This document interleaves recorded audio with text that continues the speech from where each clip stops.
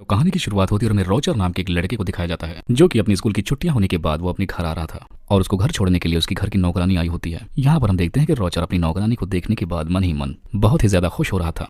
अब हम देखते हैं कि वो घर पहुंच जाने के बाद अपनी मॉम से मिलता है, लेकिन उसकी मॉम की नजर उसके गीले पैंट पर पड़ जाती है। दरअसल यहाँ पर हम जान पाते हैं कि रोजर ने अपनी नौकरानी को देखते हुए अपनी पैंट को गीला कर लिया था, जिसको उसकी मॉम देख लेती है। अब अपने घर के अंदर जब वो आता है तब वहाँ पर वो अपनी सिस्टर से भी मिलता है, जिसके बाद उसकी सिस्टर उसे अपना घर और जंगल घुमाने के लिए लेकर जाने लगती है। अब जब वो जंगल में जाता है तभी उसकी वही नौकरानी उसे फिर से मिल जाती है। जब वहाँ पर उसकी नौकरानी को इमरजेंसी लग जाती है तब वो वहाँ से भागने लगता है, लेकिन तभी भागते हुए उसका पैर फिसल जाता है और वो नीचे गिरता है। तभी उसे पता चलता है कि जंगल से किसी और की भी आवाज आ रही है, और जब उस आवाज की तरफ और पास जाकर देखता है तब पता चलता है उसे कि उसके घर की नौकरानी किसी और आदमी के साथ वहाँ पर रोमांस कर रही है। और ऐसा देखकर रोजर फौरन अपने घर पर आ जाता है। अब जब वो अपने घर के कमरे में होता है तभी उसे फिर से आवाज सुनाई देने लगती है। अब जब वो अपने दरवाजे से बाहर देखता है तभी उसकी नौकरानी उसे दिखाई देती है, जो कि अपने रूम से आधी ही बाहर निकली होती है और वहाँ भी कोई उसके साथ इंटीमेट हो रहा होता है। अब जब ये अपनी बहन के साथ सोने लगता है तब उसकी बहन उसे बताती है कि हमारे घर में जो आंटी रहती है वो अभी तक वर्जिन है। अब अगली सुबह उसकी सिस्टर फिर से उसे जंगल घुमाने के लिए लेकर जाने लगती है। तब उसकी नजर वहाँ पर पड़ती है जहाँ पर उसके घर की नौकरानियां नहाने के लिए आया करती हैं, और तभी वहाँ पर एक एक करके उसके घर के नौकर भी आने लगते हैं। और इन तीनों नौकरों को देखने के बाद यहाँ की नौकरानियां अजीब अजीब इशारे भी करने लगती हैं।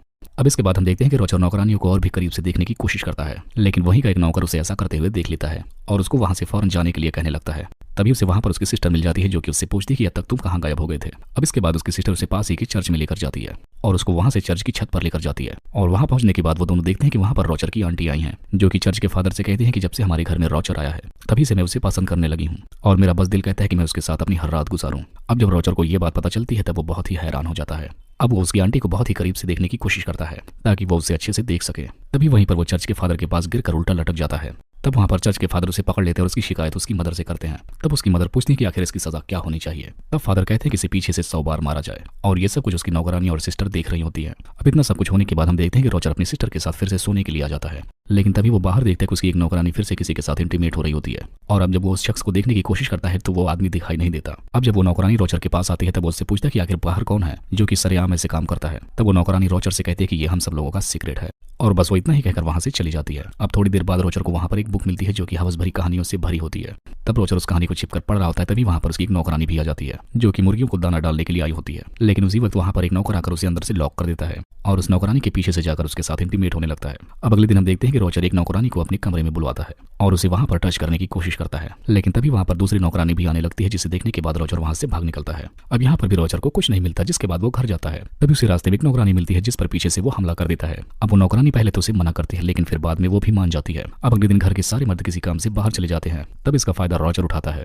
तब वो कमरे में जाकर एक नौकरानी के साथ इंटीमेट होता है। अब रात हो जाने के बाद रोजर अपनी आंटी का इंतजार कर रहा होता है। अब काफी रात गुजरने के बाद उसकी आंटी आ भी जाती हैं और यहाँ पर ये दोनों बहुत सारी बातें करने लगते हैं। फिर वो उससे कहता है कि तुम अभी तक वर्जिन हो और इसमें मैं तुम्हारी मदद कर सकता हूँ। लेकिन यहाँ पर पहले तो उसकी आंटी रोजर को मना करती हैं, लेकिन उसके फोर्स करने के बाद वो मान जाती हैं, जिसके बाद आज रात ये दोनों यहीं पर इंटीमेट होने लगते हैं। अब कुछ देर बाद वहाँ पर हेलेन नाम की नौकरानी आती है, तभी रोजर उसे पकड़ लेता है और यहाँ पर उसके साथ भी इंटीमेट हो जाता है। अब अगले दिन हम देखते हैं कि रोजर अपनी हवस मिटाने के लिए अस्तबल में जाता है, जहाँ पर रोजर एलिसा को सेड्यूस करने लगता है और यहाँ पर वो इसके साथ भी फिजिकल रिलेशन बना लेता है। अब यहाँ पर हमें पता चलता है कि रोजर ने अपने घर की किसी भी लेडी को नहीं छोड़ा है।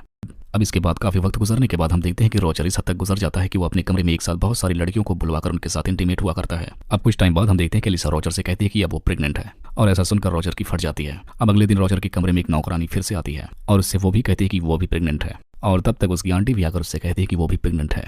तब यहाँ पर हमें पता चलता है कि रोजर जिस किसी के साथ भी इंटीमेट होता है उसे प्रेग्नेंट करके ही छोड़ता है।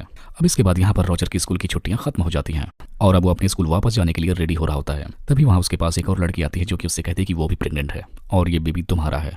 और ऐसा सुनने के बाद रोजर और भी ज्यादा शॉक्ड हो जाता है और आखिरकार रोजर सारी लड़कियों को ऐसे ही छोड़कर अपने स्कूल वापस चला जाता है। और इसी को दिखाते हुए इस कहानी का यहीं पर एंड हो जाता है।